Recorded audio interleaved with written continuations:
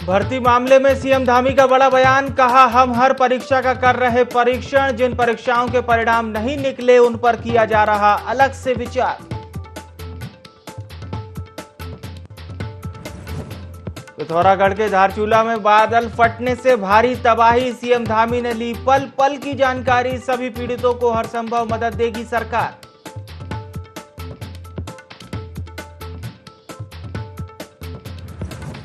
हरिद्वार में शराब पीने से हुई मौतों की होगी पूरी जांच, प्राथमिक जांच में जहरीली शराब की पुष्टि नहीं, पोस्टमार्टम के बाद ही होगी पुष्टि।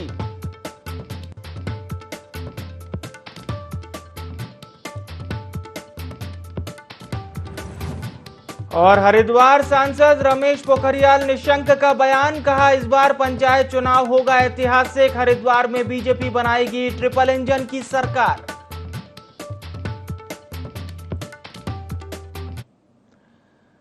नमस्कार, देवभूमि लाइव में आप सभी का बहुत स्वागत है। आपके साथ मैं हूं विवेक पांडे। खबरें उत्तराखंड की।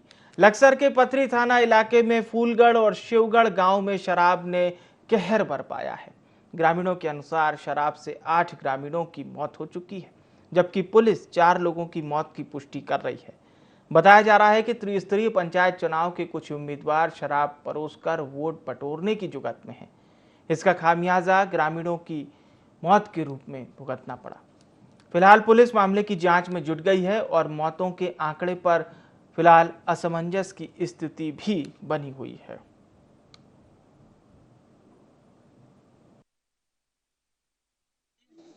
दोनों गाँव में चुनाव प्रचार के दौरान ये दारू पिलाई जा रही है जो जहरीली, ये सब पूर्णतः सब बंद करा जाएगा। प्रत्याशी प्यारे हैं जी, बीडीसी भी, जिला पंचायत भी, प्रधान भी, कच्ची दारू। 4 व्यक्ति ऐसे हैं कि जिनकी डेथ हुई है, जिनमें से कुछ हॉस्पिटल्स में थे, जो वापस आए थे, उनकी डेथ हुई। 4 लोगों की यहाँ पर इस गांव से डेथ। समदृष्टया वो संज्ञान में आ रहा है कि कुछ प्रधानी के जो कैंडिडेट थे, जो यहाँ पर अभी त्रिस्तरीय जो पंचायत चुनाव होने जा रहे हैं, इसके जो प्रत्याशी हैं उनके द्वारा ये शराब पिलाई जा रही है। विरुद्ध लगातार हम लोगों का अभियान चल रहा है। इसी थाना क्षेत्र में विगत 15 दिनों में करीब 2 दर्जन से अधिक शराब के प्रकरण पकड़े गए हैं। पूरे जनपद में जैसे आप देख रहे हैं, आज भी 40 पेटी शराब जो है वो झबरेड़ा क्षेत्र में पकड़ी गई है। इससे पहले 240 पेटी भगवानपुर क्षेत्र में पकड़ी गई थी। तो लगातार हम लोगों की कार्रवाई भी जारी है, लेकिन शराब का इस प्रकार के चुनाव में जो बढ़ता हुआ प्रचलन है, ये निश्चित रूप से एक लोकतंत्र के लिए चिंता। हरिद्वार के पथरी थाना क्षेत्र के शिवगढ़ में कच्ची शराब पीने से 7 लोगों की मौत हो गई, जिस पर सीएम पुष्कर सिंह धामी ने दोषियों के खिलाफ सख्त कार्रवाई के निर्देश दिए। उन्होंने कहा है कि शराब कांड की जांच की जा रही है और अधिकारियों को निर्देश दे दिए गए हैं, जो भी जिम्मेदार है उनको बख्शा नहीं जाएगा। आदेश दे दिए हैं और जो भी दोषी पाए जाएंगे उनके खिलाफ सख्त कार्रवाई होगी, कानून अपना काम करेगा। सांसद डॉक्टर रमेश पोखरियाल निशंक ने हरिद्वार में शराब पीने से हुई मौतों पर चिंता जाहिर की है। सांसद ने कहा कि यह बहुत ही दुखद घटना है और प्रदेश के सीएम ने इस पूरे घटनाक्रम को लेकर जांच के आदेश दे दिए हैं। जो भी दोषी होगा उसको किसी भी हाल में छोड़ा नहीं जाएगा। वहीं हरिद्वार जिला पंचायत चुनाव को लेकर कहा कि पहली बार बीजेपी पूर्ण बहुमत से अपनी सरकार बनाएगी। हरिद्वार में बीते 7 से 8 सालों में जो काम हुआ वो 70 सालों में भी नहीं हुआ।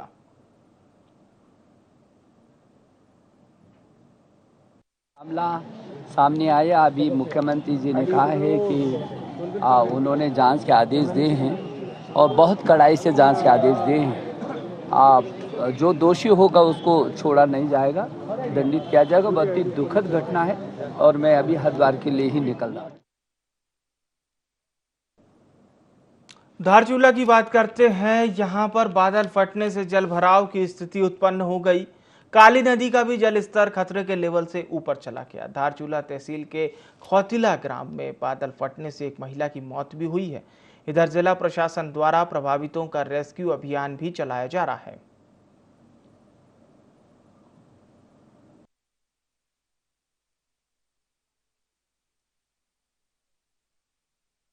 कल रात से लगातार हम मतलब अपना प्रयास जारी रखे हुए हैं कि जैसे भी हम इन लोगों की मदद कर पाएँ।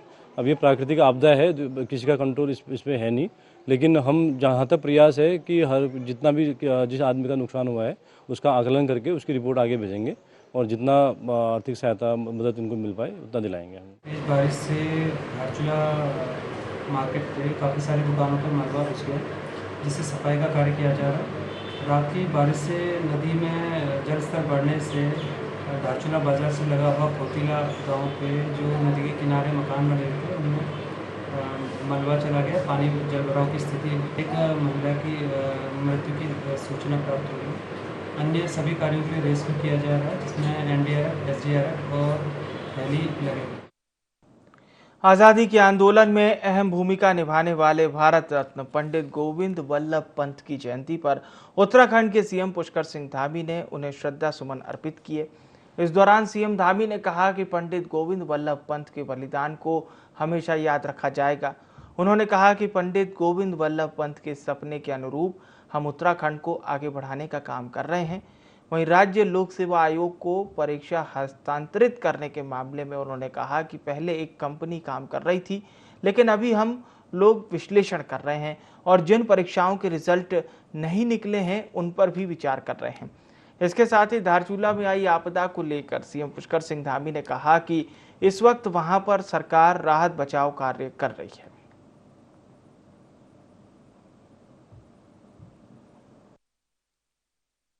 भारत रत्न पंडित गोविंद वल्लभ पंत जी की जयंती है। इस जयंती के अवसर पर हम उनको श्रद्धा सुमन अर्पित करते हैं और उन्होंने जो भारतवर्ष के लिए किया, तमाम स्वतंत्रता संग्राम के दौरान पूरे देश को नेतृत्व देने का काम किया, एक उनसे प्रेरणा लेकर हमारी सभी नौजवान पीढ़ी, हमारे आने वाले बच्चे, सब लोग हम उस दिशा में काम करें, यही उनको आज के दिवस। एक ही कंपनी के द्वारा सारी परीक्षाएं करवाई गई हैं। जो भी धांधली के जो प्रकरण आए हैं वो एक ही कंपनी के आए हैं। जब से भी ये कंपनी काम कर रही है, जब से आयोग बना है, जो भी परीक्षाएं जिनके रिजल्ट नहीं निकले हैं उनके बारे में हम विचार कर रहे हैं। वैसे तो उस क्षेत्र में प्रत्येक वर्ष भूस्खलन की और आपदा की घटनाएं होती थी। देर रात्रि को 55 जो परिवार हैं वो परिवार पूरी तरह से वहाँ पर नुकसान हो गया है, पूरी तरह से वो रह गए हैं और हम लोग लगातार वहाँ पर संपर्क में हैं। हमारे पूरे प्रशासन के लोग लगे हुए हैं, सभी अधिकारीगण लगे हुए हैं। इस समय में जो भी बचाव काम है, राहत का काम है, वह सब किया जा रहा है। लालकुआं में भी भारत रत्न पंडित गोविंद वल्लभ पंत की 135वीं जयंती धूमधाम से मनाई गई, जिसमें क्षेत्रीय विधायक डॉक्टर मोहन सिंह बिष्ट समेत तमाम गणमान्य लोग मौजूद रहे। इस दौरान विभिन्न स्कूलों के बच्चों ने सांस्कृतिक कार्यक्रम प्रस्तुत किए। क्षेत्रीय विधायक डॉक्टर मोहन सिंह बिष्ट ने कहा कि स्वतंत्रता आंदोलन में अपनी जान की परवाह किए बिना पंत जी ने जवाहरलाल नेहरू की जान बचाई थी, साथ ही अंग्रेजों से देश को आज़ाद कराने में अपनी महत्वपूर्ण भूमिका अदा की थी। वहीं नगर पंचायत अध्यक्ष लालचंद्र सिंह ने राज्य सरकार से भारत रत्न पंडित गोविंद वल्लभ पंत की जयंती पर अवकाश घोषित किए जाने की मांग की।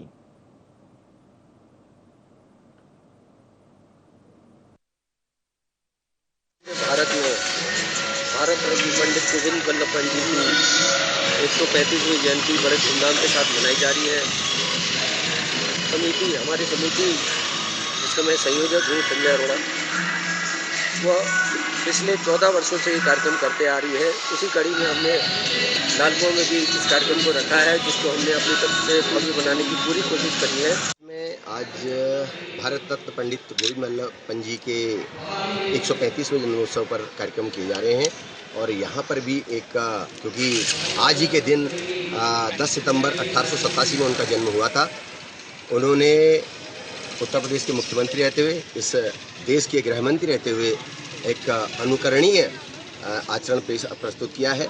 तो आज हम सब लोगों ने संकल्प लिया है कि उनके बताए हुए मार्ग पर चलकर हम भारत को आत्मनिर्भर भारत, विश्व का सबसे अग्रणी देश बनाने के लिए अपनी ओर से जो भी प्रयास हो सकेगा हम लोग करेंगे। हरिद्वार में होने वाले त्रिस्तरीय पंचायत चुनाव में जीत हासिल करने के लिए बीजेपी जुट गई है। बीजेपी के दिग्गज हरिद्वार में जमे हुए हैं। नामांकन प्रक्रिया पूरी होने के बाद बीजेपी के प्रदेश अध्यक्ष महेंद्र भट्ट, सांसद रमेश पोखरियाल निशंक, राज्यसभा सांसद नरेश बंसल और पूर्व प्रदेश अध्यक्ष मदन कौशिक समेत कई बड़े नेताओं ने हरिद्वार में बैठक की। इस बैठक में सभी प्रत्याशियों को जीत का मूल मंत्र दिया गया। बीजेपी प्रदेश अध्यक्ष महेंद्र भट्ट ने दावा किया है कि हरिद्वार में 2/3 बहुमत से भारतीय जनता पार्टी के प्रत्याशी चुनाव जीतेंगे और अपना अध्यक्ष भी बनाएंगे।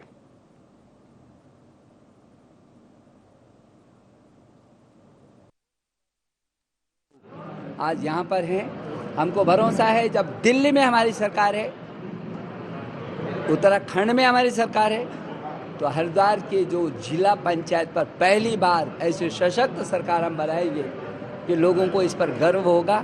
हम हर एक सीट को जीतेंगे। पूरा हरिद्वार का माहौल बदला हुआ है।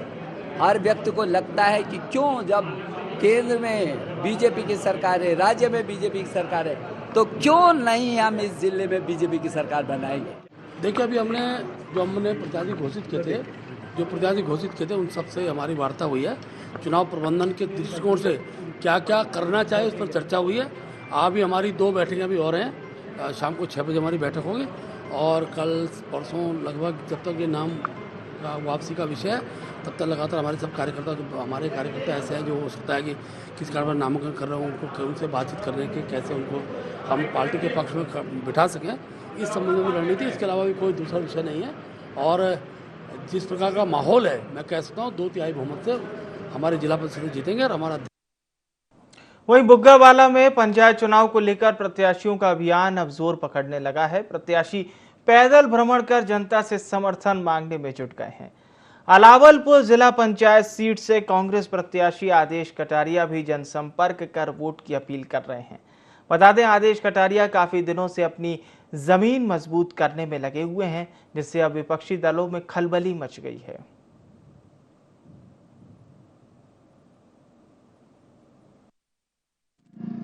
क्षेत्रवासी होने के कारण बहुत बड़ी मजबूती है। मैं लोकल हूँ, घाट का बेटा हूँ और घाट में रहने वाला हूँ। ये मेरी सबसे बड़ी मजबूती है। सबसे पहले तो ये है कि यहाँ पे पानी की समस्या, आप देखें नालियों की समस्या, और जो गलियों की समस्या है, सड़कें जो गलियों में टूटी पड़ी हैं, फिलहाल ये समस्या बहुत ज़रूरी है यहाँ पे। और ये स्कूल व्यवस्था की सुचारू करने की आवश्यकता है। शिक्षा के लिए छोटे छोटे बच्चे हैं, उनके लिए पर्याप्त व्यवस्था नहीं है। ऊधम सिंह नगर के किच्छा में सैकड़ों कर्मचारियों ने पुलिस प्रशासन के खिलाफ मोर्चा खोला। कर्मचारियों और इंट्राक कंपनी प्रबंधन के बीच करीब 1 साल से विवाद चल रहा है। अपनी मांगों को लेकर कर्मचारी कंपनी गेट पर 1 साल से धरना दे रहे हैं। बता दें, पूरा मामला उत्तराखंड हाईकोर्ट में विचाराधीन है। कर्मचारियों का आरोप है कि उत्तराखंड हाईकोर्ट द्वारा कोई आदेश नहीं दिया गया। बावजूद इसके स्थानीय पुलिस प्रशासन ने कंपनी प्रबंधन के साथ मिली भगत कर देर रात को कंपनी की मशीनों को बाहर शिफ्ट करा दिया। मामले में किच्छा विधायक का भी कहना है कि पुलिस प्रशासन की मनमानी के विरोध में वो धरना देंगे।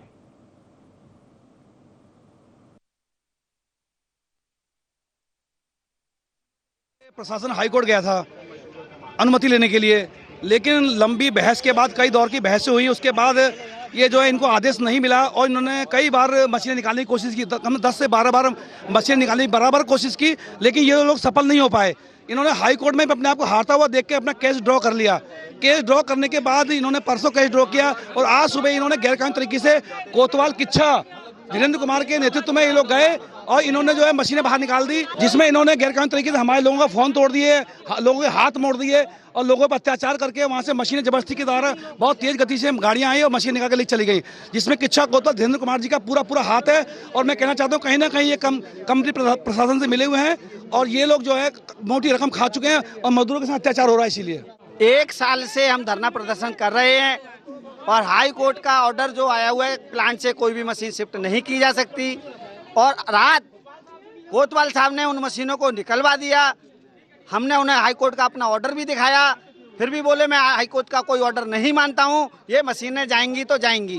कोतवाल साहब ने डंडा भी चलाया, हमारे साथियों का मोबाइल तोड़ा और कोतवाल साहब का ये डंडा ठोक के कहना था कि ये मशीनें जाएंगी, आप लोग रोक नहीं सकते। हम ये दिखाना चाहते हैं कि बस कोतवाल साहब हमें हाईकोर्ट का ऑर्डर दिखाएं कि हाईकोर्ट का ऑर्डर उनके पास क्या है। हाई कोर्ट का ऑर्डर नहीं दिखाएंगे तो हम हाईवे जाम करेंगे। कोतवाल साहब को यहाँ पे पब्लिक के बीच में आके बताना पड़ेगा कि उनके पास हाई कोर्ट का कौन सा ऑर्डर है जो कंपनी की मशीन है वो शिफ्ट कराने में लगे हुए हैं। देखिए, इंट्राज के कर्मचारियों के साथ मैनेजमेंट जो है वो ज़बरदस्ती कर रहा है।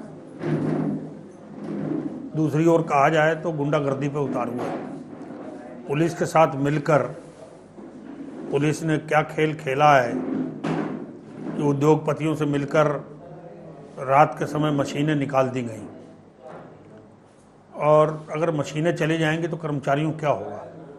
ये फैक्ट्रियां इसीलिए नहीं लगाई गई थी, उद्योग ये हमारे समय के लगी हुए उद्योग हैं, तिवारी जी के समय के लगे हुए उद्योग हैं। कर्मचारियों को जिस तरह से धमकाया जा रहा है, निकाला जा रहा है, उनका शोषण हो रहा है, इसको प्रशासन को रोकना चाहिए। पहाड़ के विकास के लिए किया जा रहा ऋषिकेश कर्णप्रयाग रेल लाइन निर्माण कार्य मरोड़ा गांव के लोगों के लिए खौफ बन गया। सुरंग बनने से कई घरों में दरार पड़नी शुरू हो गई है। डर के कारण लोग रात भर सो नहीं पा रहे हैं। कई लोग गांव छोड़कर शिफ्ट भी हो रहे हैं।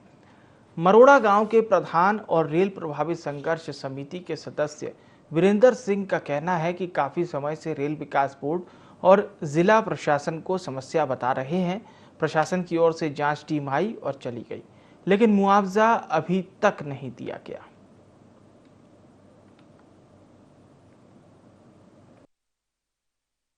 फनन में अपने किराए पे कोई लोग चले गए, कोई गरीब आदमी है वो नहीं जा सकता है। 5,000 रुपये में उसे कमरा कहीं नहीं मिल रहा है, वो गांव में ही है। और प्रशासन की तरफ से वो किराए पे चले गए हैं, किराए पे नहीं गए हैं, लोग यहीं हैं अभी। और कल कोई बात होती है, जिलाधिकारी महोदय इसके लिए जवाबदेही होंगे और रेल प्रशासन इसके लिए जवाबदेही होगा। रेलवे का कारण जो कि हमारे गाँव तक बहुत परेशानी होगी, और जो हम लोग मतलब अपने कृषि कार्य में अपने गाय भैंस से जैसे हमारा जीवन यापन मतलब आज हम तक कुछ नहीं, सारे गाँव मतलब रेल गाँव था सुकल है कि जो पूरा गांव बर्बाद है। हम लोग मतलब किराए पर जाएँ तो किराए पर चला, जो मतलब कम मतलब फैमिली वाला जो ज़्यादा फैमिली वाला 5,000 में करने पड़ा।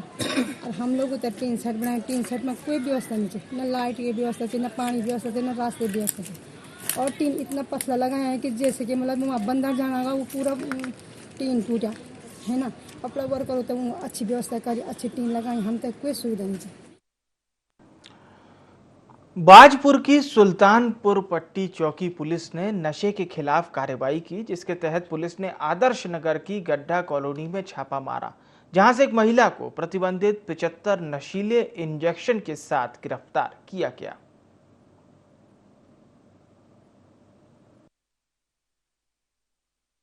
अभियान में यहाँ पर हमारा चल रहा है, जो नई वाली जनरेशन है, इन लोगों पर ये अवैध तरीके से जो इस प्रकार के इंजेक्शन आदि कर रहे हैं, तो छोटे बच्चों को जो है ये ख़राब कर रहे हैं।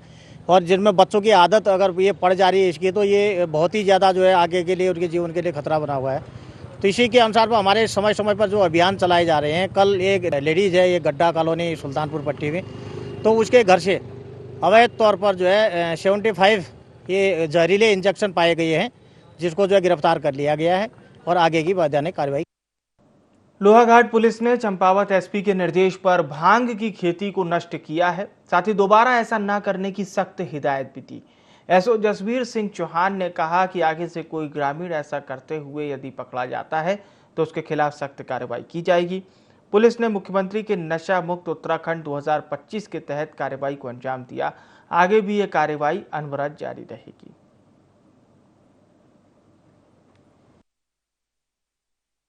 उत्तराखंड सरकार के नशा मुक्त उत्तराखंड के आंदोलन के तहत हमारे द्वारा थाना क्षेत्र में जो भी भांग की खेती इत्यादि हो रही है उसको नष्ट किया जा रहा है। इसके साथ साथ जहां कहीं नशा का सूचना आती है, चाहे वो शराब तस्करी की या अवैध चरस स्मैक की, तो उनके विरुद्ध भी हमारे द्वारा कार्रवाई की जा रही।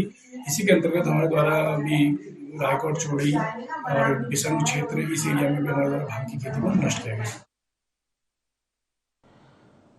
गुलदार के आतंक से दहशत में जी रहे काशीपुर के लोगों ने राहत की सांस ली है। वन विभाग की टीम ने गुलदार का रेस्क्यू कर लिया है।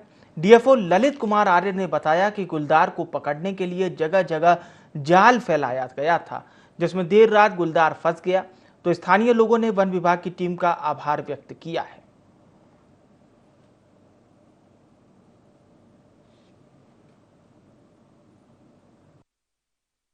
गाजीपुर क्षेत्र में गुलदार के होने की सूचना प्राप्त हुई। विशेषकर मानपुर क्षेत्र में स्थानीय निवासियों द्वारा कुछ इसके पुख्ता सबूत पेश किए गए। कुछ जो है उनके पालतू कुत्तों पर जो है इनके द्वारा अटैक किया गया। तो उसको देखते हुए जब गुलदार के सूचना की पुष्टि हो गई होने की, तो हमारे द्वारा उच्चाधिकारियों से अनुमति प्राप्त कर पिंजरा लगाया गया था, जिसके दिन रात निगरानी की जा रही थी। क्षेत्र में निरंतर वन विभाग द्वारा जो है गश्त और जो है निगरानी की जा रही थी। उसके बाद जो है कल देर रात्रि को सूचना प्राप्त हुई कि जो है वहाँ पर जो है गुलदार जो है पिंजरे में कैद हो गया है, जिसको हमारे द्वारा उच्चाधिकारियों से निर्देश प्राप्त करके सुरक्षित जंगल में उसके आरक्षित क्षेत्र वन क्षेत्र में प्राकृतिक आवास में छोड़ दिया गया है। देहरादून प्रशासन अवैध खनन और अतिक्रमण को लेकर सख्त है। जिलाधिकारी के आदेश के बाद जगह जगह प्रशासन का बुलडोजर चल रहा है। लक्ष्मीपुर पेट्रोल पंप के पास उप जिलाधिकारी ने सरकारी जमीन पर किए जा रहे दुकान के निर्माण कार्य को बंद कराया। यह अतिक्रमण नाले को जेसीबी से तोड़कर किया जा रहा था। प्रशासन ने मौके से एक जेसीबी भी जब्त की है।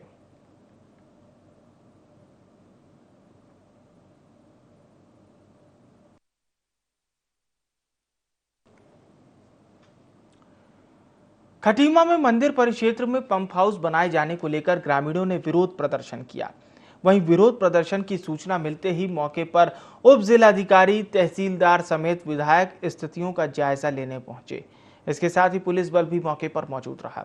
आक्रोशित ग्रामीणों का कहना है कि जल निगम द्वारा मंदिर के परिक्षेत्र में पंप हाउस बनाए जाने से पूजा पाठ करने में दिक्कत होगी, जिसके कारण यहां पंप हाउस बनाया जाना उचित नहीं है। वहीं प्रशासन की समझाइश के बाद मामले को शांत किया गया। इस दौरान प्रशासन ने पंप हाउस बनाने का निर्णय मंदिर परिक्षेत्र के पीछे लिया।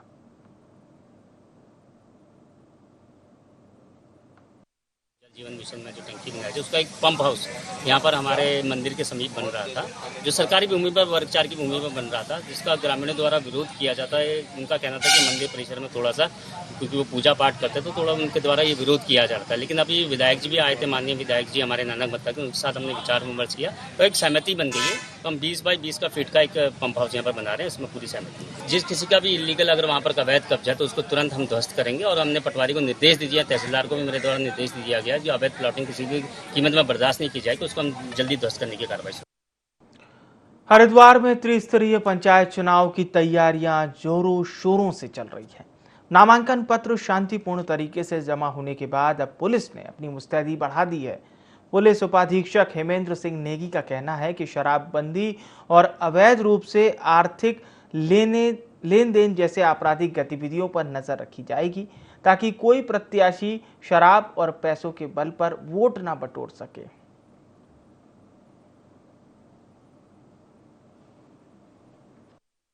शुरू हुई थी वो कल खत्म हो गई है। इसमें बिल्कुल शांतिपूर्वक ढंग इसको समापन कराया गया। पुलिस व्यवस्था सुदृढ़ की गई थी। काफी हमारी जो है हर बूथ पर हर पॉइंट पर मैंने पुलिस लगाई गई, पुलिस व्यवस्था की गई थी। और आगे भी जो 2 दिन अभी ये छटाई है, इसके बाद नाम वापसी का है और फिर जो है सिंबल है। इसके बाद जो चुनाव में जो गांव में प्रचार होगा, इसमें पूरी हर गांव में हम लोग लगातार भ्रमणशील रहेंगे और जो छोटी छोटी बात पर भी पुलिस जो है अपने तुरंत मौके पहुंचकर उसका निशान करेगी या फिर उसके विरुद्ध कार्रवाई करेगी। और जो भी हमारे इस तरह की सूचना मिलेंगी उस पर हम कार्रवाई करेंगे तुरंत। और बुलेटिन में फिलहाल के लिए इतना ही। मुझे यानी विवेक को दीजिए इजाजत। नमस्कार।